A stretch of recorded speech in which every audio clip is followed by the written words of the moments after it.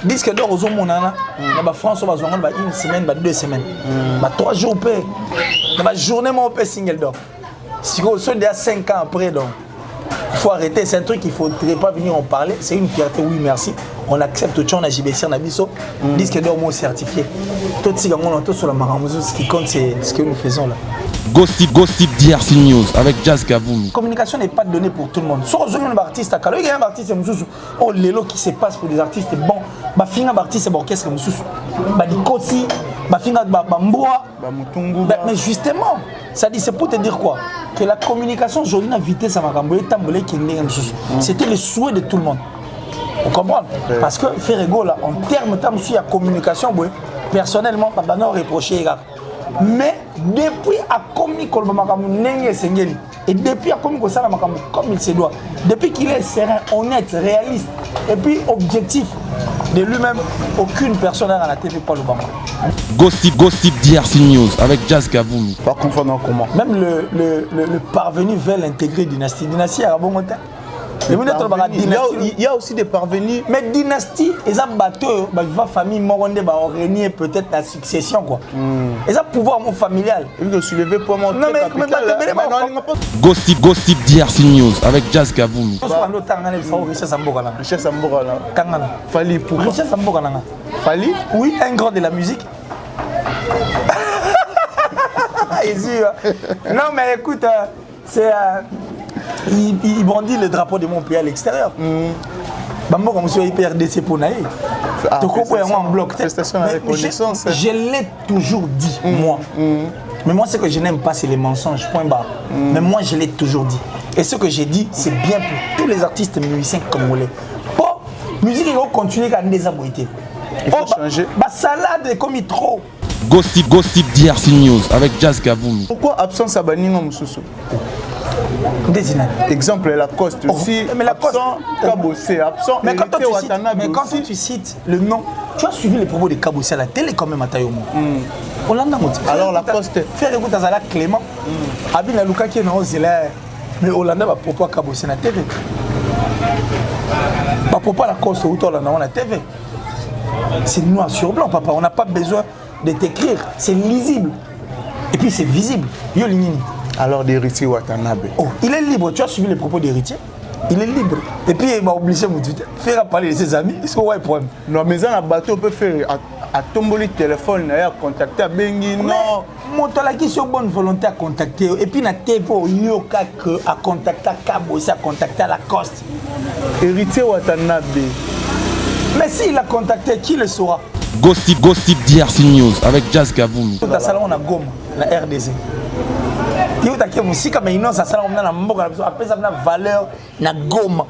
Ça dit ba blog on a ba yacht, ba blog on a si ba de que j'ai même oublié ba blog ba comment ça m'échappe. Non on n'a pas de chukudu. Ba Joana innocent ça salon ba mayona. Na Goma innocent ça salon autant ça on caractère. Akepe makasi bo aussi. Salut tout le monde, c'est votre artiste Inosbi, le jeune leader Yamboka, le Molodo et leader. C'est juste pour vous recommander de vous abonner massivement sur la best chaîne YouTube, Gossip DRC News, #1 on YouTube, Gossip DRC News. Le savoir ne ment pas, appelez-moi The Game, Gossip DRC News avec Jazz Kaboul. Hein? On parle plus trop, presse en ligne, avec intelligence, avec sagesse, tout ça, pas trop de polémique. Ce qui on mélange pas les torsons et les serviettes. Hein? Nous on est serviettes, on ne dépend pas des torsions. Gossip DRC News avec Jazz Kaboul.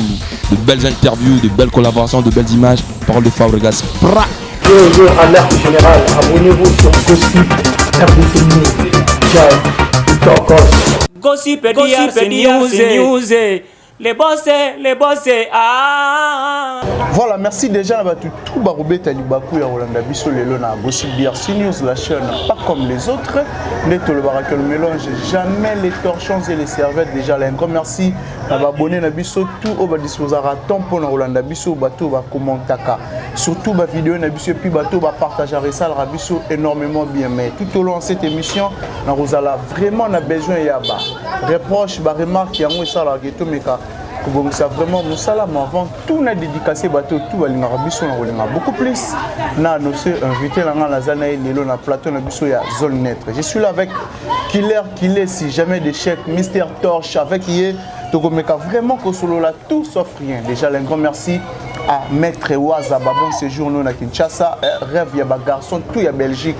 Maître Waza, merci aussi à Hervé Lukusa, un Canadien de plus maintenant au Congo, Moninga ya Cristiano Nakata la boss live. Merci aussi à Dada Ulungo na Suisse pour la benga maman sociale Dada Ulungo motema ya papa Félio Matoko. Un grand merci à mon ami Megra Mangwana les banquiers et puis aussi à Nathan Poutou, garçon Nathan Poutou. Malgré Zoyo Ranaté mais toujours Nathan Poutou.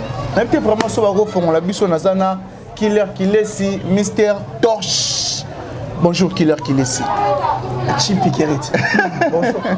Et puis Bou, parce que déjà quand moi j'apparais dans les maisons de toutes ces personnes à la Bisso, ils arrêtaient à Liboma. Dans Liboma, nous sommes très contents, très contents en tout cas. Jamais de chèque comme tu l'as dit, né pour briller. Et c'est là né que ça dit une force divine quoi. Donc c'est un grand plaisir de tous se retrouver sur un même plateau. Surtout avec Gossip DRC News, nous vous aimons tellement. Mais Talasco Neti Torche, tu es la lumière, malheureusement. Les courants nous ont trahis. Le temps tu as chargé, tu as moulé, tu as chargé, mais c'est toujours la torche. Parce que torche, c'est un symbole vraiment belé. Donc tout le monde Killer si allez aussi vous abonner massivement sur ma chaîne qui est Killer TV. Le plaisir à mon pantin de pas de s'abonner vraiment. Alors merci infiniment. Merci en tout cas. Merci pour votre amour au beau manifesté par la mission. Mais aujourd'hui, nous sommes assistés par le président. Le président. Alors, est-ce qu'on peut le voir en tout cas, famille Matouvanga. Ah ok. Ouais, mais il y a plus côté politique. Il y a là un sénateur, un sénateur, honorable et tout. Mais par contre, dans une mission de la famille. Ah bon. Tout ça, 2 journalistes. La famille Matouvanga. Donc, le président Guélor Nangaï.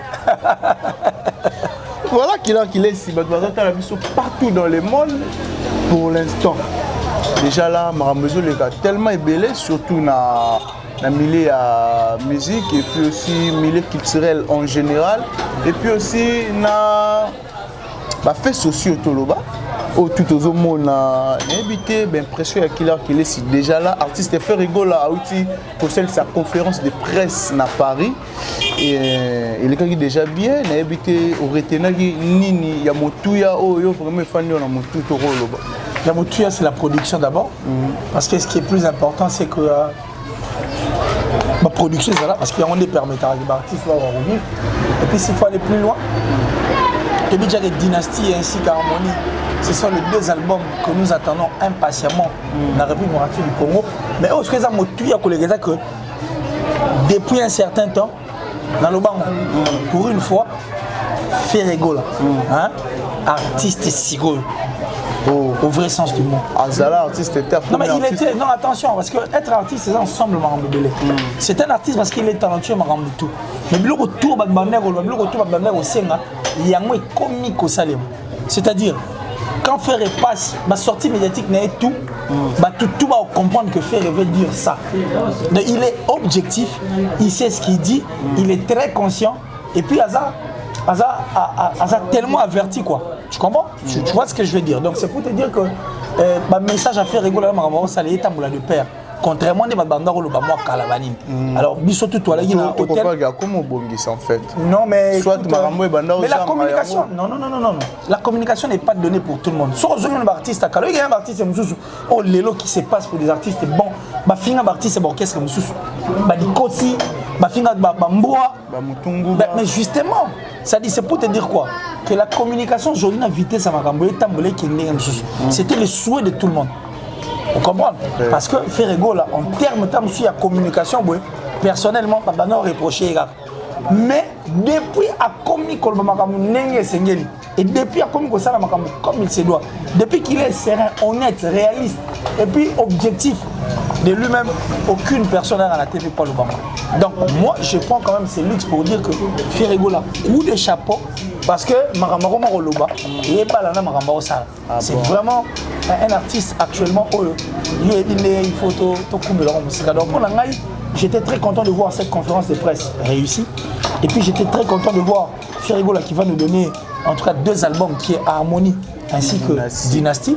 Parce que Dynasty, pas de confondre. Oh. Ouais. Pas confondre comment. Même le parvenu veut l'intégrer Dynasty. Dynasty a un bon montant. Il y a aussi des parvenus. Mais Dynasty, ils ont bateau, la famille Moronde va régner peut-être la succession quoi. Ils ont pouvoir familial. Il faut soulever pour moi. Non mais on n'a pas la même chose sincère à expliquer vraiment ce qui est. Mais sincère par rapport à quoi? C'est qu'il y a aussi des magouilles, il y a malonga. Magouille ou pas, moi je ne veux pas rester là parce que ma futilité personnellement dans la raconate, moi ce qui compte et ce qui prône chez moi c'est la vérité, c'est la torche et je reste là. Je veux juste garder ma bande et puis rester sur cette bonne voie. Quand je parle de dynastie, la torche est la courant des athées. Non, Pélisate à téléphone. Et la rappel dans mon nom. Au bureau, ils ont Pélisane. Torche. Vraiment, dans la vie de dynastie, on ne comprend pas des torches. Quand je parle de la dynastie, on a pouvoir succession, ça les marque dans la famille. Non, dynastie Louba, pouvoir familial. Babite que dynastie Louba, ou dynastie Congo, ou même pas Kota. Non. Bon, Kota T, parce qu'on est en Makamuna Bango. Donc, moi, je crois que nous sommes très contents de voir tout ça et nous attendons. Parce que nostalgie nous souhaite revivre et puis on va encore revivre la rumba pure dans les jeunes surtout dans la génération. Donc frère Egola, merci infiniment parce que là tu es en train de redonner du tonus, de l'énergie à la culture, c'est-à-dire forêt on a protéger parce qu'il y en a plus côté culturel. Je n'ai jamais été contre qui que ce soit. Mais dynastie organisation oui carré oui. Mais dynastie. On est né conférence de presse très propre. Et puis on a annoncé concert à le 7. Oui. Salon nous autres monter tout mettre dans ma salle. Casino de Paris, tout oui. Tout ça, tu sais conférence de presse, le même casino d'harmonie. On a parlé d'harmonie et puis dynastie, mais parlons de casino de Paris. Oui. C'est important. On va arriver. Et tout le 7 novembre, tout Solano, on va casino de Paris, le reste on va voir ça après. Ah bon. Tout ça maintenant qui matin ça non. OK, c'est bon. Casino de Paris. Le 7 novembre, Ferrego là à Casino de Paris. Mais je te jure que c'est du lourd parce que j'ai essayé de faire des recherches. Peut-être que sur les mémoires c'est une salle qui a été construite depuis 1895. Casino de Paris. Ça loin les banques ça. Les banques ça n'est. Attends, regarde. Le target est aussi important. Autre bien un target, c'est-à-dire la cible. Il y a même tout mususu. Na mboka on est au Vandia. Babetaka ba concert, ba voyagera, ba vivra mieux. Mais ba ça connu té. C'est vrai. Exemple. Bon, exemple mon typique. Tourne de la king. Exemple mon si on attend combo et ça la fois. Non, ça faut c'est normal. Les gens comprennent mal. Yo Mister Torch. Moi je suis Mister Torch mais les gens comprennent un peu mal là. Oui, bien que l'on quand ça robet album mobimba tant sont des chansons à yokan. Mais le reste est pas bien on ngode. Moi bien que bien fila robet ta concert, robet ta album mobimba yokani. Album mobimba yokani. Mais ceux qui bien fila check, bien fila limbisanga, yem dans tina alba comme na lobika quand même dans le bon. Ceux bien fila à check concert. L'on quand à check concert awa. So il y a un concert qui solo peut vous comprendre au target c'est comme ça, c'est comme mettre Gims et Dadju. Gims a un target, Dadju a un target. Gims dans ses concerts tu vas retrouver toutes les races. Mais maintenant nous mon album n'est bétain mais que de fans buzz à 4 et puis on a dit mon streamer collègue pour cibler batunaï. C'est de même dans salle au monde. Ce n'est pas toutes les salles où un président de la République soit cadre monte autorité mon roya. Ça va c'est une chose réservée mais on y vient un peu. Batona na ba yakaka awa. Elle comme target. Donc pour moi, je crois que cette salle target n'en est aucun quoi. Donc c'est-à-dire na mon ko baton soir ba on ça dans amuke par rapport. Bon ba ba ba showcase. Yo quand il ba na succès na mboka na biso akime ta showcase na boîte. Peut-être une salle de 100 ou 200 personnes. Est-ce que beti kuna po asa pour tamusu mbonga la yité ton neni. Toi beti kuna parce que ça demande ya producteur. Vous comprenez? Donc les gens de la salle, une salle qui va regorger, si c'est plus, soyez exagéré, ça sera 2000 personnes, mais on a pu lire qu'il va bien à 50 €, 80 €, 170, à des points égaux comme à même 200 €. Mais c'est du lourd. Imagine que quand c'est une salle de 2000, de 1700, 1500, nombre de gars, maximum 2000 personnes. Mettons 2000, mais il y a 2000, il y a 1500, il y a billets autour de temps. Tu comprends ce que je veux dire? Donc moi je crois que le target il est bon. Ferrego là, merci. Et nous attendons le 7 novembre parce que nous allons auditionner cette musique parce que la rumba sera représentée. Et que Ferrego là, capable de faire tous les styles de musique. Non mais là, il cherche à me faire un peu de bon. Mais c'est belé. C'est belé. Pour tout le monde m'a fait, soit d'autres non. Autant peut-être trop baxi. Yo ngani atanga komba. Yo so ando tanga na biso richesse amboka na. Richesse amboka na. Tanga na. Fali pour. Richesse amboka na. Fali? Oui, un grand de la musique. Non mais écoute, c'est il brandit le drapeau de mon pays à l'extérieur. Bambo comme monsieur IPRDC pour naï. Tu comprends en bloc. Je l'ai toujours dit moi. Mais moi, ce que je n'aime pas, c'est les mensonges, point barre. Mais moi, je l'ai toujours dit. Et ce que j'ai dit, c'est bien pour tous les artistes musiciens congolais. Pour musique, il faut continuer à désabouiller. Il faut changer. Salade est comme trop. Musique est évoluée. Pendant que nous rêvons, les autres avancent. Yo quand tu connais sira betine masikini sira ba long makia di tang ba kofi ba ye to cha wenge mboko lo Nigeria wo lo ba pima musique na mboko to no tanga bango ndamba Angélique Kidjo ba yi mo dimi kaka ba mira makia ba ils étaient peu là ça dit moi groupe parce que mais lorsque comment ba sujettiser biso au fait même au moins na Nigeria bo whisky mon pas sur ba pe papa c'est pas possible mais parce que nous avons perdu et puis nous ne savions pas ce que nous voulons. Vous comprenez? Totikali n'a pas comédie moi trop. On a dit que moi j'ai des éléments comme ça où il fallait tourner mission et ça rapporte aux soignants la hâte. Selon comme il s'est passé.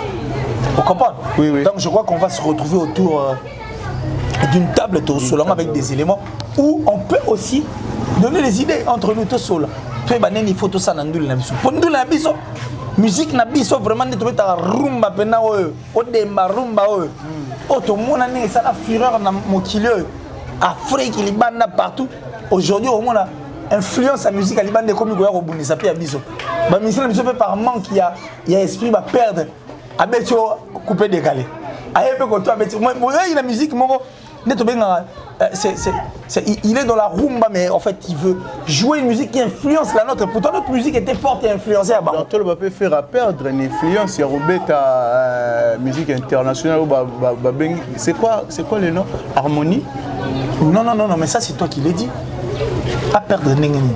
Ça, c'est toi qui l'as dit. Nazara Likolo Malobalanga. Nazara Likolo Malobalanga, te faire rigolo avec Robert Rumba Trap. Ça dit, c'est un mélange. Ils veulent laisser ses empreintes. Ça, c'est autre chose. Mais quand on laisse sa propre musique, pour la musique, on aura. Attention, raisonnable quand même. T'es tout seul là. Ils ont des rumba na kati. Oh, kasi. C'est la rumba trap. Mais la bien ça, moi, tiki ndule na ye. Atiki yango peno rumba za maramsusu. Parce que pour na yo, on dirait chez les voisins, bah caro ils bien, pas nous bien. On sort que pour voisin dans on a caro na on retrouve la couleur verte, moi peut mani non, ça dit moi j'arrive. Moi maramsusu bino bolinga. Voilà qu'il est jamais de chèque. Au début, bah toi tu as la biso balinga attends on fan na ozo pesa, ozo lo ce qui est vrai. Mais dynastie les autres chaba tu na ba mbri photos à la claire. Nditi chenani. Tozo ebate dynastie. Et ça pour na clan wenge maison mère mobimba ou soit tes ara pour na il y a génération au faire égol attend on a rebeta la maison mère ba camarade na yo avec ses amis. Tolanda qui a obiso. Aba ils apprennent ba master na voilà. Le c'est que ba au baza âge moro na ye ou ils apprennent ba master na ye. C'est simple. Pourquoi absence à baninga mususu?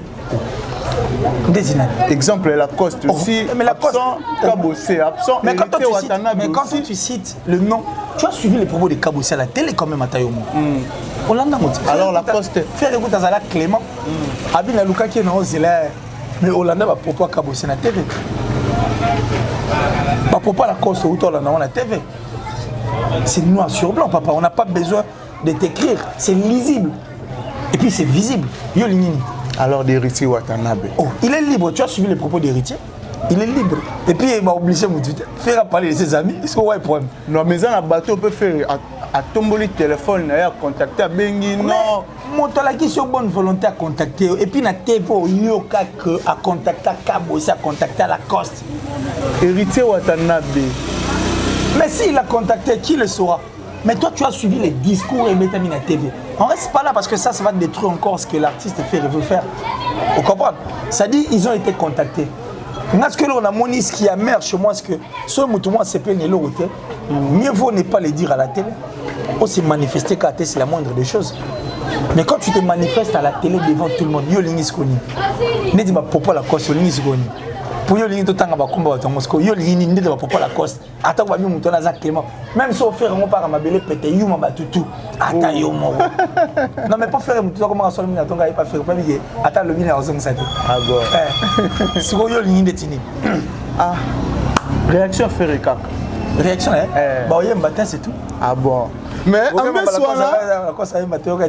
ambiance dans le studio. Non, mais j'étais très. C'est Léo Scram, JDT Moulopoué, Emile Elias. Moi j'avais la chair de poule, surtout par contre, Serge Mabiala, non, tout ça là, on va chanter à la deuxième vol, mais on a évité. Fou Manding. Abim Singh a la chair de poule, si pour nous, elle a vraiment. Fou Manding. Mais oui. Ambiance exceptionnelle. Parlons maintenant de C'est le Scram, bientôt là, album. Ouais. Et c'est le. Un bel album. Un très bel album. C'est le Scram, un très bel album. Un très bel album, c'est le Scram. Et je crois que état d'esprit, les gens vont retrouver pas mal de chansons. Et qui état d'esprit, on va retrouver et puis dans cet état d'esprit, c'est le Scram a pu penser à la jeune génération. C'est-à-dire que bébé Bouchou, Chali Materazi, c'est-à-dire que c'est tellement belle. Tant qu'on a Blaise Boula pas aimé depuis pas aimé, c'est-à-dire c'est vraiment un album où ils ont ici bateau quoi. Donc bateau appelé ici comme Togoyemba. Togoyemba. Et puis Togoyemba c'est le Scram à remettre à nous les. Ah bon. Mais voyage à artiste Fali pour ça comment qu'on paiement à Dubaï. Non mais un grand plaisir hein. On est à l'arnaque, à Kepemane, c'est bon. T'as la stress et les trop mon paiement. Mon Dieu, à ça la maramo et ça la maramo rare. Mais maramo peut tout le monde on peut moins trop te. Sinon ce que ça on a gomme la RDC. Il y a qui musique mais non ça on a la mboka après ça a valeur na gomme. Ça dit ba bloc on a ba yacht ba bloc on a si ba de j'ai même oublié bloc comment ça m'échappe. Non on n'a pas de truc de bah Joana innocent ça sera on ba Joana na gomme non innocent ça na auto ça innocent auto ça on caractère à kepe makasi bo siko la neni on ne va pas me la maille période mauvais à quel ça va côté incollecte il a tournage à clip. Non mais ça là quand même n'est-ce pas tournage à clip. Ah non mais bah qui n'a pas randonné la bango petit il est fond et ça les malons. Ah bon. Mais ça la rondine est en ozo mona bazo chabakal chez Innocent Balume. Non ça me fait rire parce qu'ils savent qu'ils vont réussir. Non, Azamoutoua, non aussi Mbappé. Non, ça ne va pas réussir parce que tant il fallait détruire Innocent, ils attendent on va perdre. Sur quand ça énergie pour détruire c'est le temps et si Mazouté il maîtrise le game. Il connaît les jeux. Pour l'information il y a un artiste français Dog, un artiste français, on va vérifier. Et je crois que Kalapénaté, le clip est dans le bac. Une très belle chanson où Innocent a chanté comme un ange. Innocent a chanté comme un ange. Et puis, l'artiste on a Dog. Je crois qu'on a single d'or certifié dans Snap. Mais c'est un Congolais. Alors, on a la fit out. Et puis, on retrouve même Innocent. On a featuring des artistes bengi. C'est-à-dire qu'on a valeur na grandeur. Par exemple, en Tanzanie, un artiste qui a été propulsé par Diamond, Rayvana, je crois, Rayvana. Et regarde, Rayvana. Kalapénaté est une chanson aussi qui viendra. Quoi. Donc, ça dit, c'est une peine perdue. C'est une peine perdue. C'est l'un de nos généraux qui a fait la fierté de notre musique. On dit merci. Dans le temps, il ne faut pas détruire ici les gars déjà. À penser à ça, la belle, Nani. Oh, Alana Maïcha Soult. Innocent a un label et bien avec sa artiste. La belle a jeté, avec sa artiste. Exemple. Oh, Lizerbo. Ouais, Lizerbo. Ah, au moins, et puis, l'année là, on disait, mon âne, il y a Samarine. Oh, la nane, c'est mon héros, m'appelle Maïcha Soult. Innocent a un artiste. Mais bon, on traité on dirait comme artiste à Bamboké là.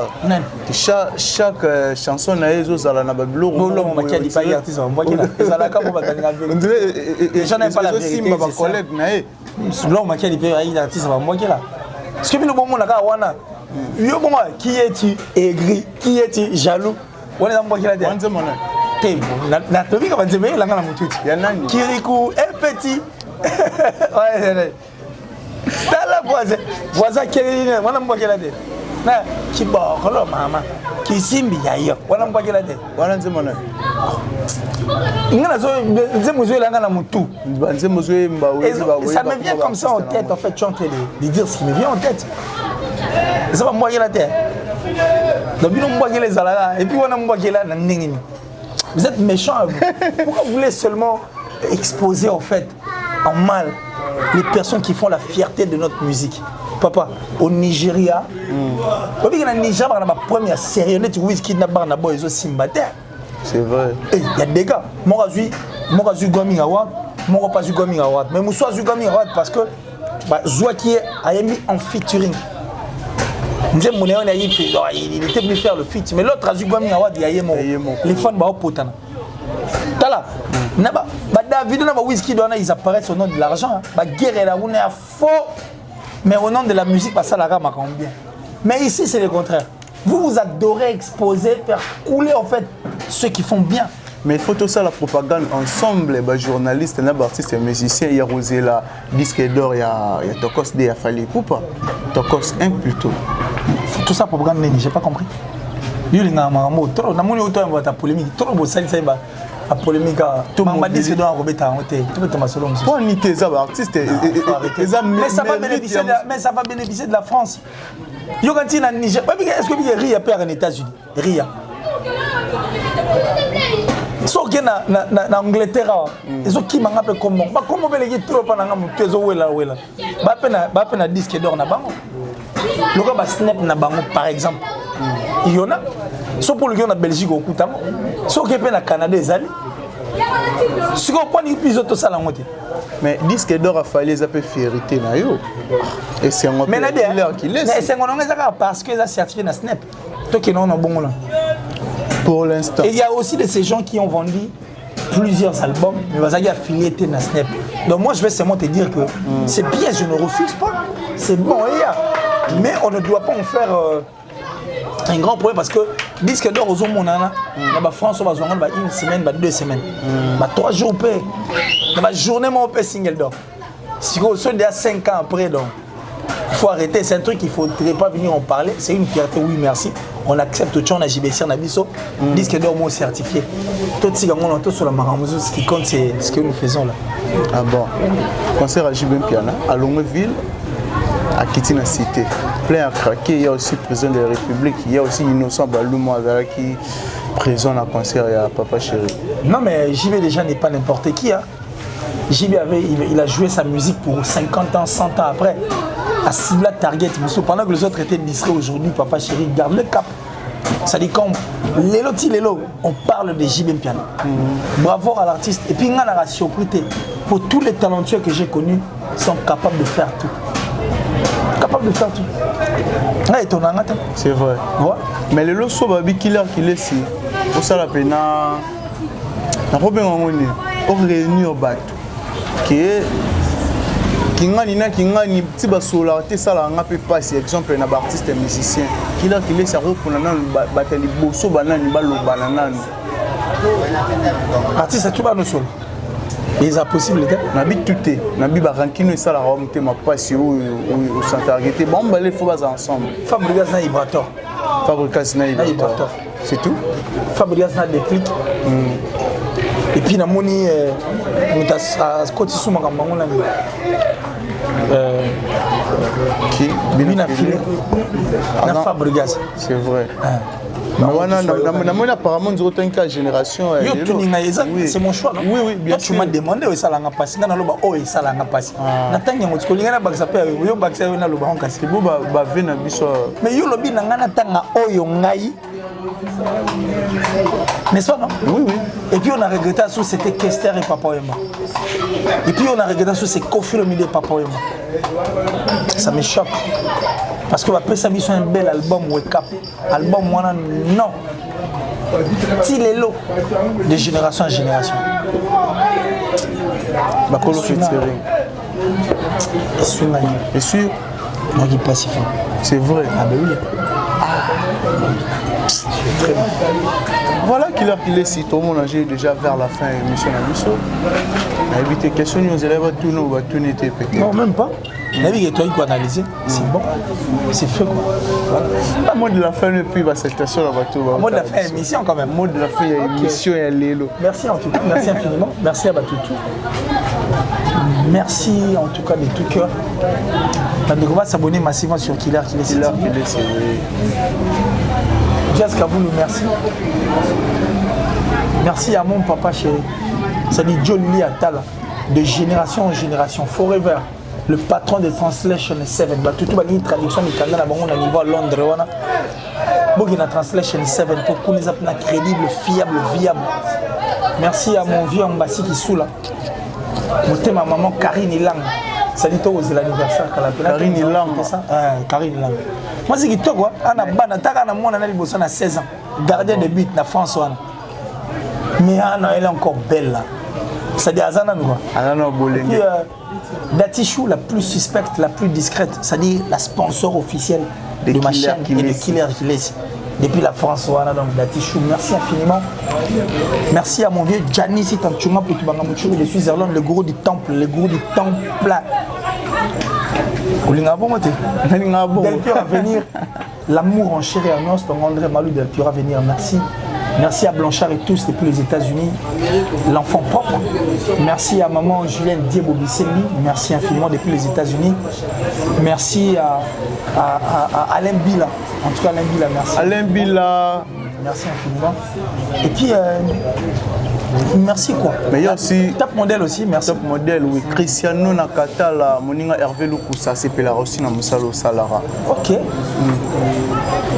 Merci infiniment. Et je dis merci à mon vieux Adré Chamotomètre, les Bazibeba. Tu as fait mon amour, ça dit à la Mbongonina Makofina, Moninga Kakato Mandala. Ah bon. Voilà, merci vraiment à Pistis Lubala. Non mais écoute, j'allais oublier. Oh. Lui c'est mon perso, c'est l'intérieur, c'est la force. Et qui encore? Djem Matouvan. Ah non, les gars qui m'ont gâté. Les gars qui m'ont gâté, là, Ibra, mon petit de tous les temps, qui la baxe. Donc merci à Batoutou, en tout cas merci. Merci infiniment.